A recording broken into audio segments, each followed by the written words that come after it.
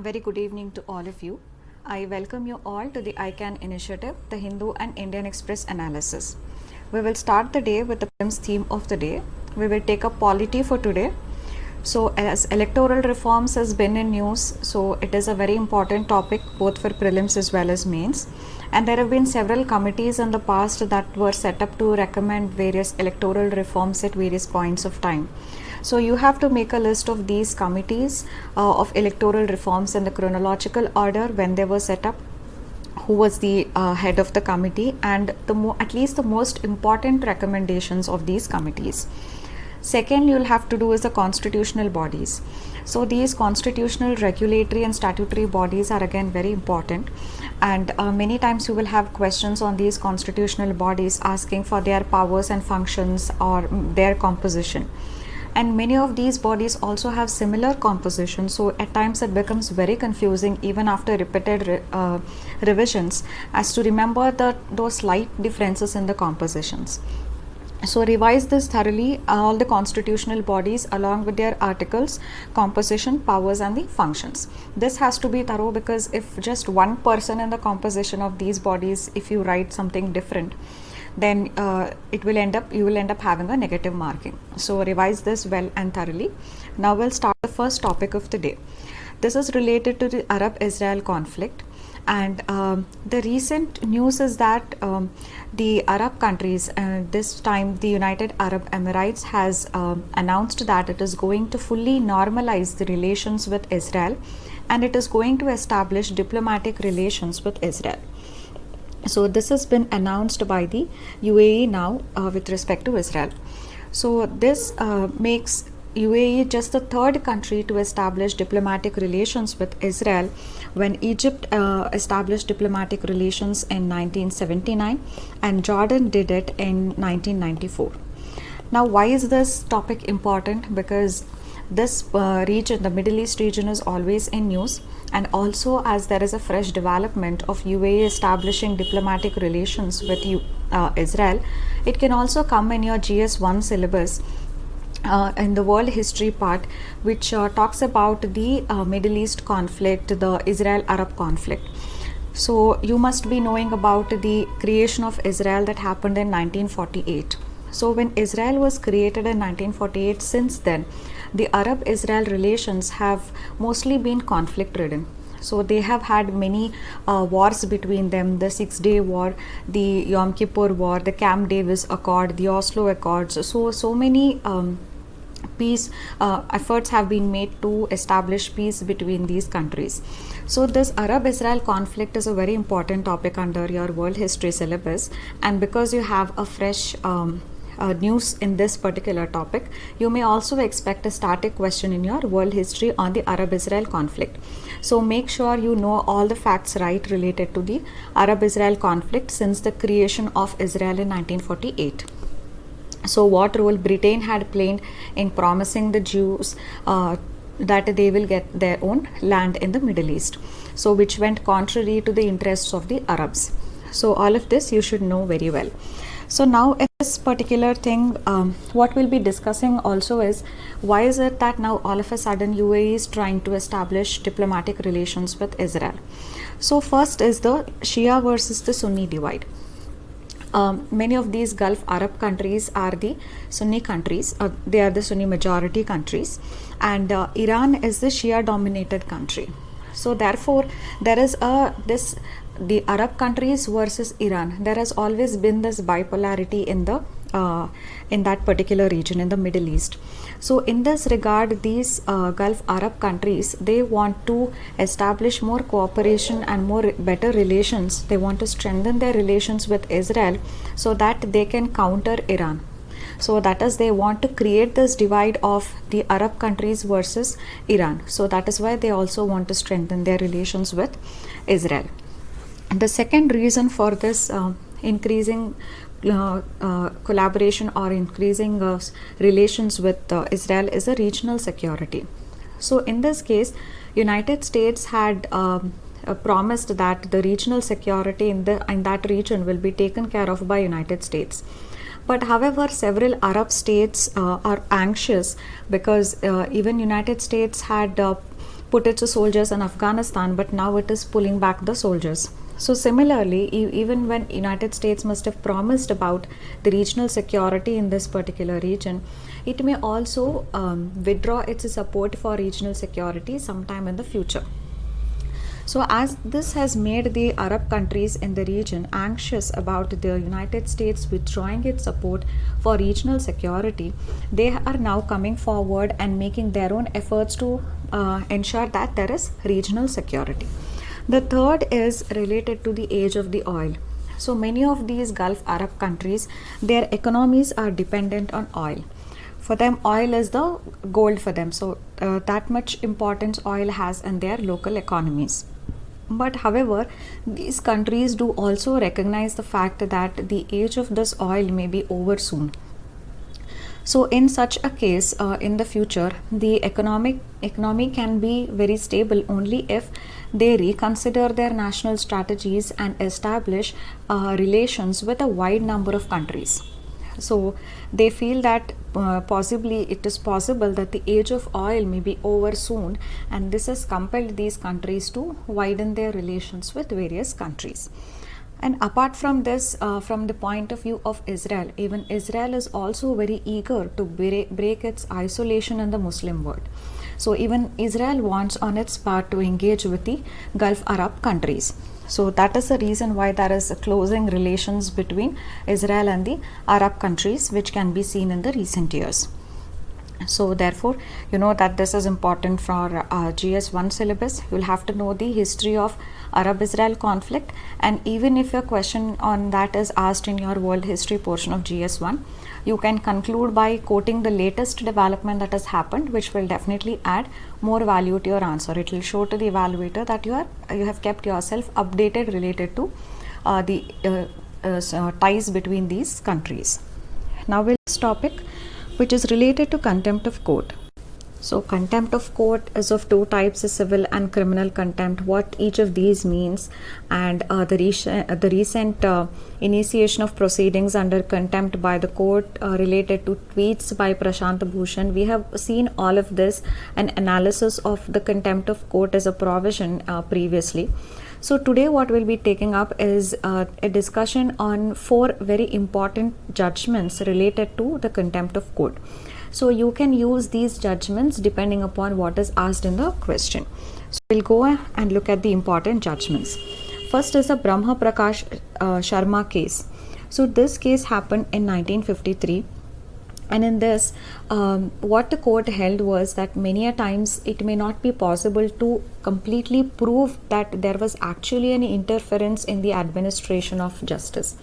So even when it is not proved, even if it is just likely that some comment is going to cause an interference in the administration of justice, that is enough to initiate contempt proceedings.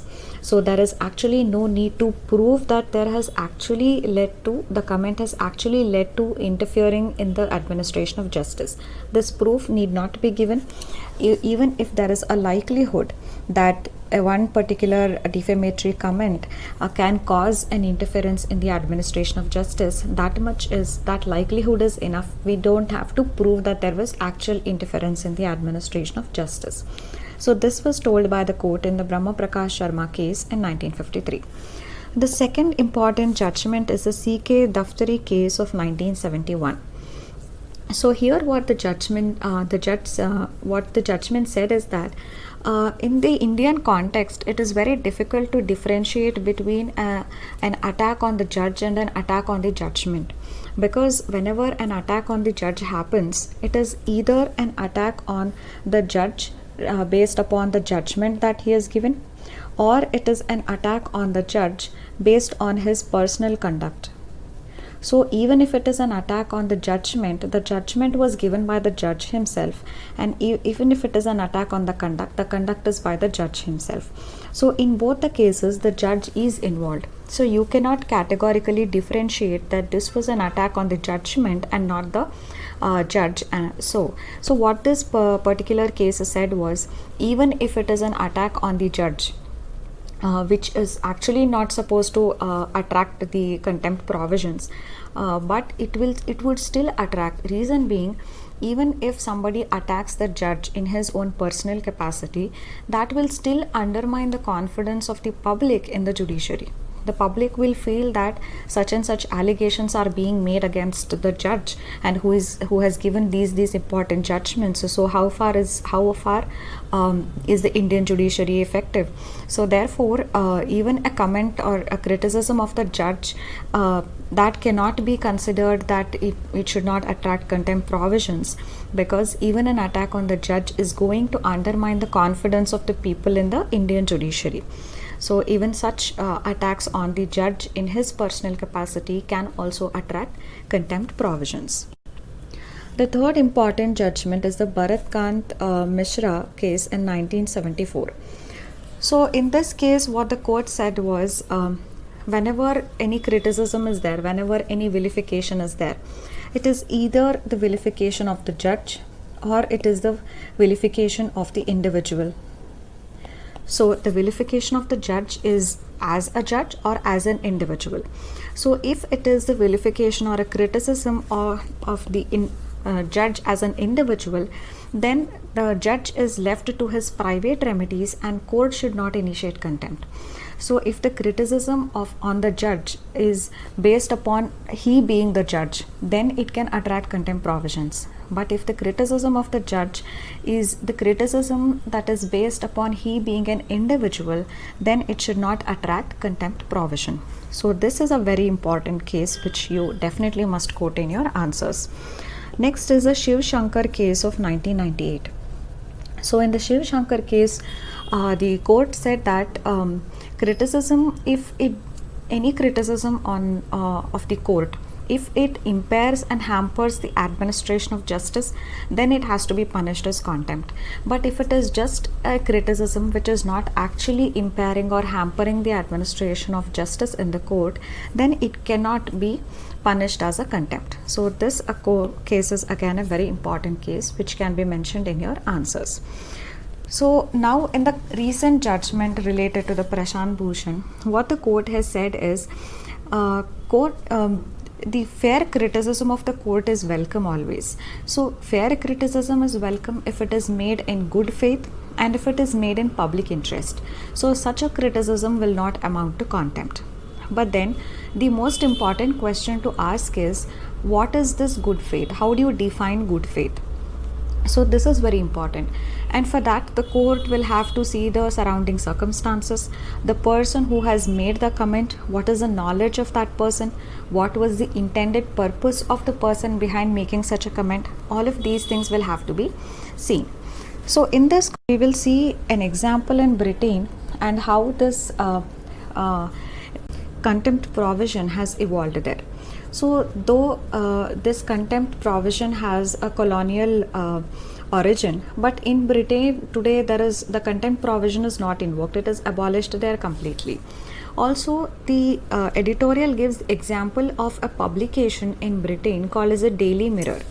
So what this Daily Mirror publication did was, it after some spy catcher judgment, this Daily Mirror publication, it published an upside down picture of 3 judges with the caption that "you old fools."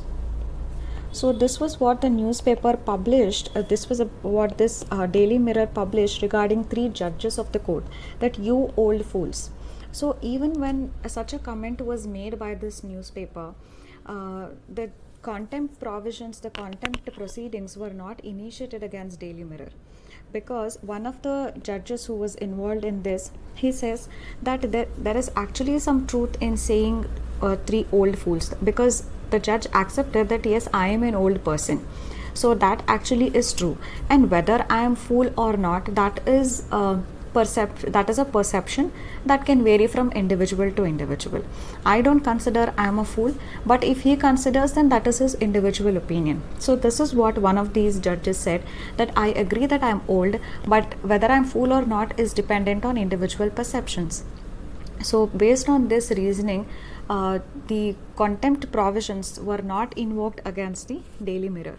So even recently, when the Brexit judgment was given in the court, The same publication, that is the Daily Mirror, had written a headline in its publication, Enemies of People. After the Brexit judgment, it came out with a publication that was titled Enemies of People. But still, no contempt was issued on that. No contempt proceedings were initiated on that. So, this shows that not every criticism should be considered as an attack on the judge, attack on the court, and that it is interfering in the administration of justice. Similarly, even in Canada and in the United States also, they punish people for contempt only when there is an imminent or a clear danger to the administration of justice. So these are the words which become very important, that these countries, they punish people for contempt only when there is an imminent or a clear danger to administration of justice, otherwise they don't. So this is an example of Britain and how it works in US and Canada, which you can tell to further reform the contempt provisions in India.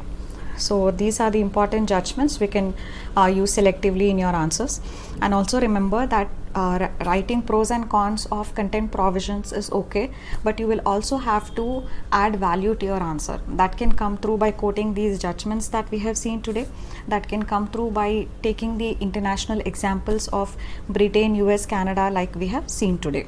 So these value additions are very important, and please make sure that you write these things in your answers. The next is just a small topic on international convention. So the recent news is that so there is this one convention of International Labour Organization, which is the Convention 182. So this convention actually deals with the prohibition of sexual exploitation of children, trafficking and deployment in armed conflict.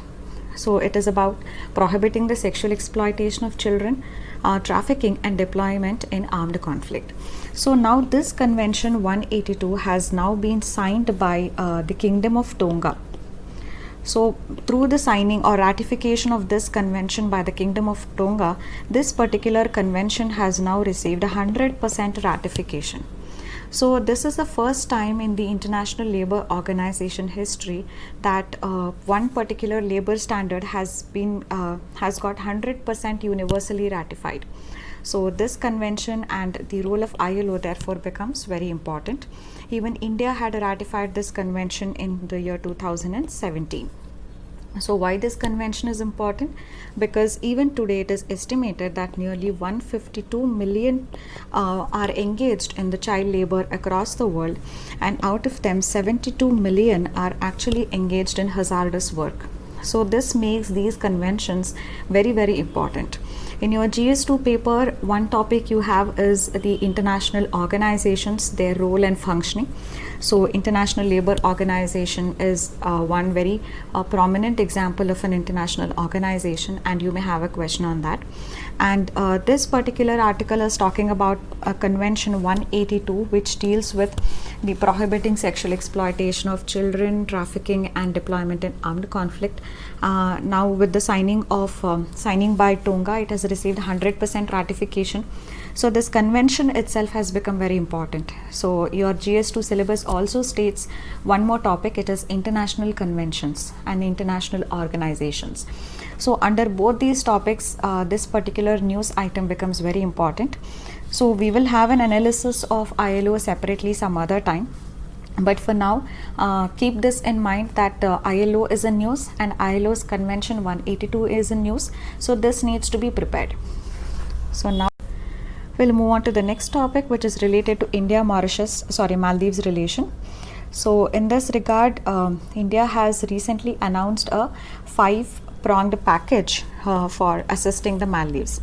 Let's look at this 5-pronged package that India has announced, and also we have analyzed in the past how China is increasing its presence in the island nations around India, whether it is Sri Lanka or Maldives, and the growing cooperation between Maldives and China. So seen in this context, India's 5-pronged package that has been now announced assumes a lot of importance. Now we'll have a look at the 5-pronged package. And of course, this is a part of your GS paper 2 under international relations. So the first thing it is talking about is the infrastructure, for which India is going to provide an assistance of $500 million.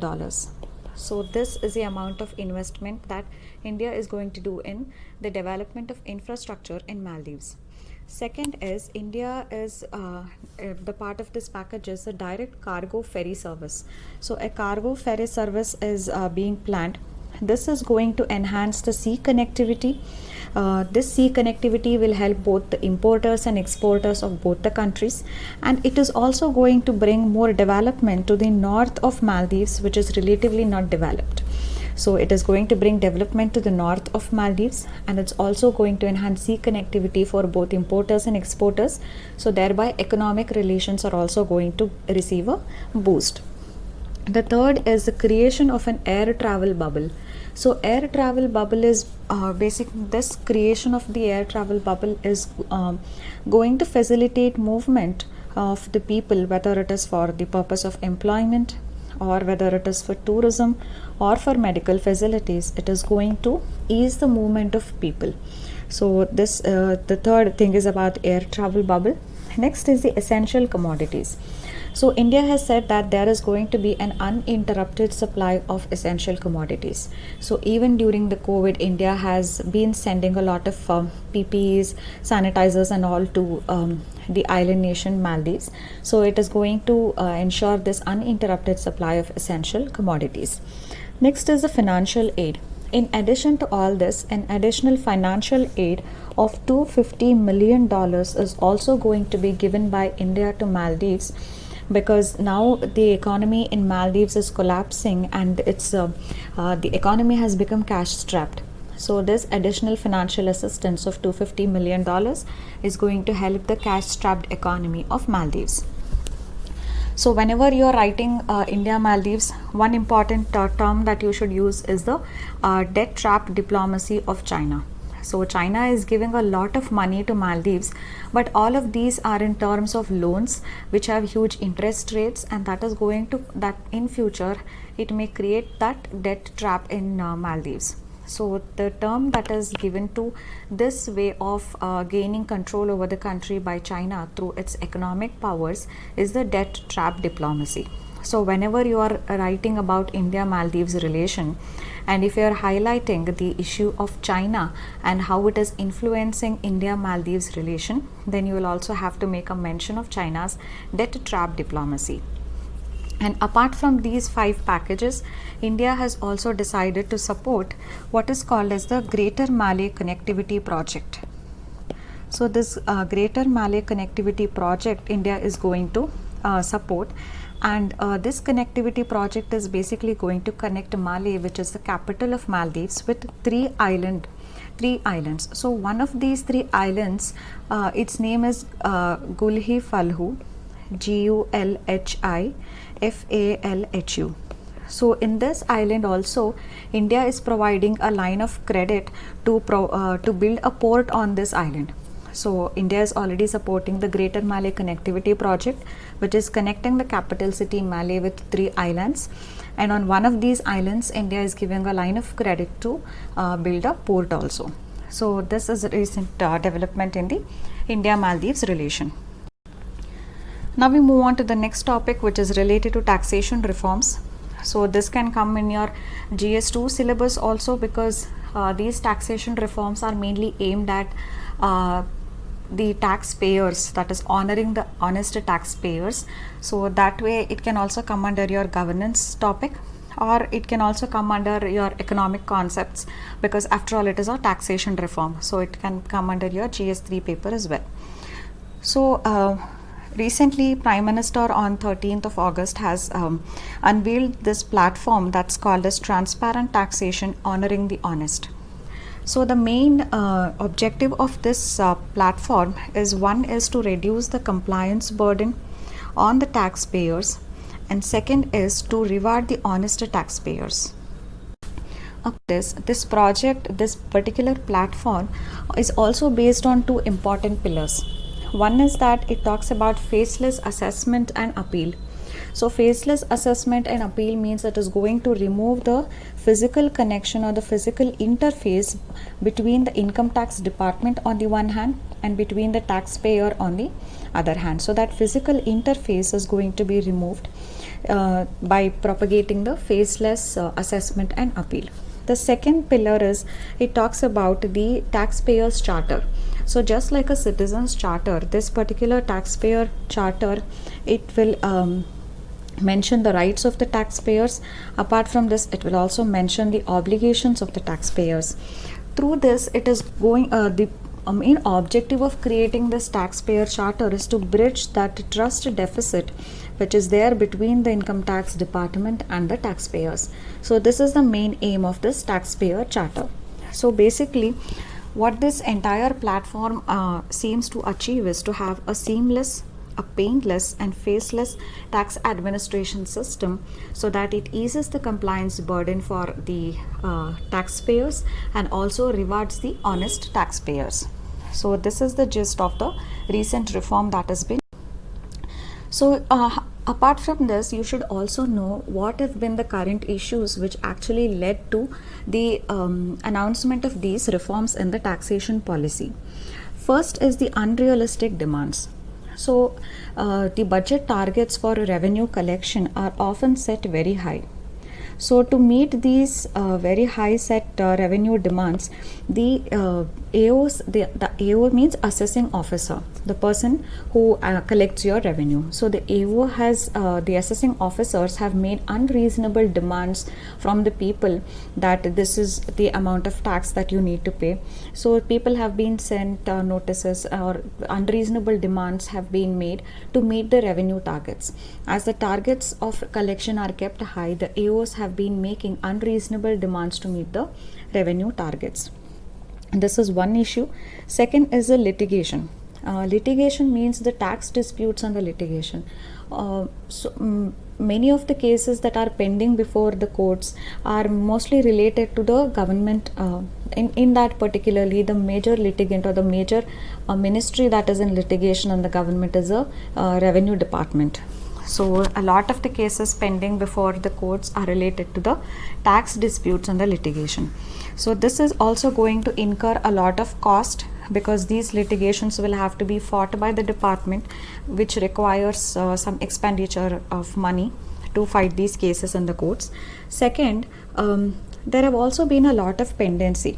So when you talk of the income tax department, first you have what is called as a commissioner of appeals. So commissioner of income tax appeals, and on top of that it is the income tax appellate tribunal. On top of that is a high court and the Supreme Court. So first the taxpayer, if any grievance, will go to the commissioner appeals. So from there he can appeal to income tax appellate tribunal and then the courts. So now with the commissioner appeals itself, 3.4 lakh cases are pending, and with the income tax appellate tribunal, 92,000 more than this cases are pending as on March 2019. So this shows the high pendency of cases, and also the success rate of all these cases is very low. So if we take the overall number of cases related to the tax department with the taxpayers, in less than 30% of the cases, the department wins the case. In most of the cases, it's the taxpayers who win the case. So the department is also losing time and money. It is losing the case, but at the same time it is causing unnecessary harassment of the taxpayers. And apart from this, the Comptroller and Auditor General in the compliance audit that was done on the tax department has also noted that the assessing officers are also committing errors in their assessments. So the prevalence of errors in the assessment order is also a cause of concern. So because of all these current issues which are being faced in the department, these measures have been now announced. And of course, for if you get a question on this particular topic regarding the taxation reforms recently introduced, the faceless assessment, and critically analyze it, this current issues 1, 2 and 3 that we just discussed will help you to answer the pros part of the your question, that yes, these reforms are very welcome. But of course there will also be the other side of it. We will discuss whenever we get more editorials on these. So in this case, what should be the way forward? The way forward is the tax evasion in India is highly prevalent. So we need to build the capacity of the officers in order to tackle this tax evasion. So building capacity to check tax evasion is the first thing that we need to do. Second is we also need to widen the tax base. So less than 4% of India's population is actually filing the returns, income tax returns. So out of them, the percentage who is actually paying the tax is much less. So therefore we need to widen the tax base, and this is another way forward that we need to do. And third, as we already said, that too much of litigation and tax disputes are there, so we need to ensure a better litigation management system for the income tax department. So this is another area where we need to work going forward. So these three you can mention in your conclusion and say that these are the areas, apart from the reforms that have been introduced, these are the other areas where we need to focus upon to ensure that we have a very effective and an efficient tax administration system. We move on to the next topic, which is related to Naga insurgency. So nothing much was there in this. It's just that we know that in the year 2015 an agreement was signed, which is called as a framework agreement, that was signed between the government on the one hand and the NSCN-IM, the National Socialist Council of Nagaland, Isaac Muiwa. So NSCN-IM and government, the framework agreement was signed in 2015. So this agreement was never brought to the public domain. It was never brought to made public. But now the NSCN-IM has released some of the points of this framework agreement to the public. So it says that this agreement was signed on the principle of coexistence and shared sovereignty. So these are the very important keywords that you should be writing whenever you write on Naga insurgency, the Naga issue. So this 2015 agreement was based on the principle of coexistence and shared sovereignty. So now recently what has happened is the NSCN-IM chief Muiwa has told that the NSCN has two demands which are non-negotiable. One is that they need to have a Naga flag and a Naga constitution, which is not going to be negotiable. That is, they will not agree if they are not being given the freedom to have their own flag and own constitution. So they need to have their own Naga flag and a own Naga constitution. Second thing that they are telling is that there needs to be a unification of the Naga dominated areas from the neighboring states as well. So this includes Assam, this includes Arunachal Pradesh and also Manipur. So now NSCN is saying that the demands of the Naga flag and a separate Naga constitution are non-negotiable, and also the unification of Naga inhabited areas in Assam, Arunachal Pradesh and Manipur should also be there. So this is one thing, and more often than not government is talking mostly with the NSCN-IM, and even this agreement was signed in 2015 with NSCN-IM. But however, talks were later on expanded since 2017, where the other Naga groups were also they were tried to be included under in the talks with the government. So these talks with various other Naga groups, they had come under the banner that's called as Naga National Political Group. So under this banner, government was trying to expand the talks since 2017 onwards. And as we have also learnt previously, on 30th June we have covered the Naga issue, so you can go back to that and refer. So we had R.N. Ravi, who is the current governor, who played the role of interlocutor related to the Naga issue. So now the current governor and the former interlocutor has alleged that these gangs are extorting money from people. But NSCN calls it as collection of taxes from the people and not extortion of money from people. Why? Because NSCN is running its own parallel administrative structures. So therefore, what it sees is the collection of money from people is actually a collection of taxes for NSCN-IM, because it is running parallel administration structures. But for the state, it is actually extorting money from the people, because only state has the authority to levy and collect taxes. So this has not gone down well with NSE and IM because somebody, the interlocutor Ravi, is calling this as extortion, which is supposed to actually be tax collection. So this has become a new sore point for the NSE and IM. So this is related to the latest development in the Naga insurgency. Next is related to forest conservation versus tribal rights. So this can come under your GS3, which relates to environmental conservation, or it can also come under your GS4 syllabus, because on the one hand is the forest conservation and the other hand is the tribal rights. So this is one of the most common ethical dilemmas. So then how do you resolve? So this can be a topic under your GS4 syllabus also. So therefore now we'll discuss this. What this article talks about is this concept of critical wildlife habitats. The critical wildlife habitats come under the Forest Rights Act of 2006.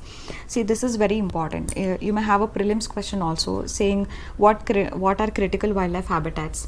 So which of the following statements are true? And first it says that these are the areas which are earmarked under the Wildlife Protection Act. So that statement becomes wrong, because these are they come under the provisions of the Forest Rights Act 2006. So don't make such mistakes. This is very important from your prelims perspective. So in this, the protected areas, which includes the national parks and the wildlife sanctuaries, in these protected areas, the right of the forest dwellers to use and manage the forests can be cut down in these protected areas. That is, those tribals or those people who are settled near by these protected areas, they can be relocated in the interest of the wildlife conservation. So this is what the this provision says, and thereby after relocating the villages from this protected areas, it can be declared as a critical wildlife habitat. So whenever some habitat is declared as a critical wildlife habitat, then the villages in those areas can be relocated in the interest of the wildlife conservation. But what this particular article is saying, that this has just become a tool to exploit the tribals and to just evict them from their lands in the forests. So this critical wildlife habitats has been used as a tool to evict the forest dwellers. This is the line of argument in the article, and it also goes on to give an example of Melghat Wildlife Sanctuary. So in the Melghat Wildlife Sanctuary, many villages were resettled when actually they had their right claims pending. So even when their right claims related to their own land or the community forest right or their own individual forest right. So in such cases, even when the right claims were pending, these villages have been resettled in the Melghat Wildlife Sanctuary. So it has become a tool for evicting the forest dwellers, is what the article is saying. So in this backdrop, what is very important to follow is this model of coexistence. So it is very much possible that the forest dwellers and the animals can coexist together in the same landscape, and therefore we need to develop such models. So it gives the example of one such successful coexistence model in the BRT Tiger Reserve in Karnataka. So in the last 10 years, the tiger numbers in this tiger reserve have been increasing, even as the Soligas, who are the tribals inhabiting this region, these Soligas have been living there. They have been gathering the non-timber forest produce for more than a decade now, and yet the tiger numbers have increased. So this shows one successful model of coexistence of both the forest dwellers and the animals, and such models need to be replicated, and we need to encourage such models.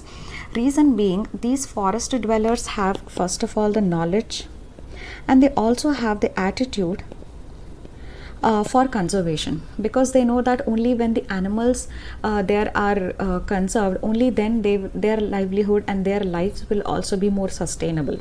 So they have both the knowledge and the attitude for conservation, and therefore this coexistence needs to be promoted. Coexistence is the only effective and a long-term strategy to deal with this. So this example of Melghat and the BRT Tiger Reserve for coexistence you can give. So whenever you have something related to the right of tribals versus the forest conservation, or any man animal conflict. You can quote the example of this and say that it is possible to have coexistence, so we need to encourage and promote such models of coexistence. And you can give the example of BRT Tiger Reserve. So next is related to communal rights or the misuse of technology is a part of your GS3 syllabus. Communal rights can degenerate to prove an internal security threat, or technology of course is a part of your GS3 syllabus, so it can come in both these topics. So the topic is nothing, it's just that there was a social media post that happened on Facebook in Bangalore that had led to communal violence. So you can say how social media, that is technology, is being used to fuel such communal passions, and it has led to violence.